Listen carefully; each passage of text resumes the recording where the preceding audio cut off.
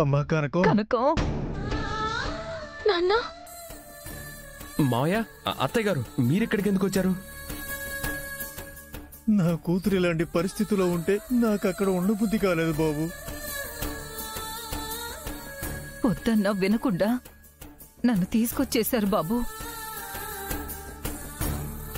నాన్న నువ్వు బాధపడకు. అసలే నీ ఆరోగ్యం అంతంత మాత్రం.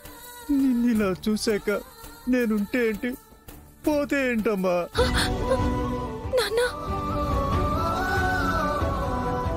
ఎందుకండి అంత పెద్ద మాటలు మాట్లాడతారు? అల్లుడు గారు ఉన్నారు కదా, ఆయన మన అమ్మాయిని కాపాడుతారు. అల్లుడు గారు, కనకాన్ని ఇలా నిర్బంధించడం చూడలేకపోతున్నాను. దయచేసి దాన్ని కాపాడి బయటికి తీసుకురండి బాబు. ఆ పనిలోనే ఉన్నాను మావయ్య. లాయర్తో నేను మాట్లాడాను. ఆయన ఇప్పుడు అన్నీ రెడీ చేస్తున్నారు. ఇక కనకాన్ని ఇప్పుడు కోర్టుకి తీసుకెళ్తారు. కనకానికి పోలీస్ స్టేషన్ అంటే ఎలా ఉంటుందో కూడా తెలియకుండా పెంచాను బాబు.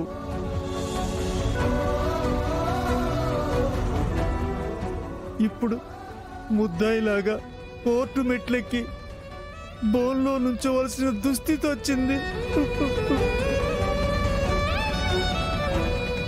నాన్న నన్ను ధైర్యంగా ఉండమని చెప్పి నువ్వేంటి నాన్న అలా బాధపడుతున్నావు? ఏమండి, డాక్టర్ గారు ఎక్కువ ఒత్తిడి తీసుకోవద్దన్నారు కదా. మనం జరిగేదాన్ని ఆపలేం కదా. ఎలా బయటపడాలో, ఎలా కనకాన్ని మనం నిర్దోషం నిరూపించుకోవాలో దాని గురించి ఆలోచిద్దాం మావయ్య. అవును బాబు, జరిగేది ఆపలేము, కానీ జరుగుతున్నది మాత్రం దారుణం.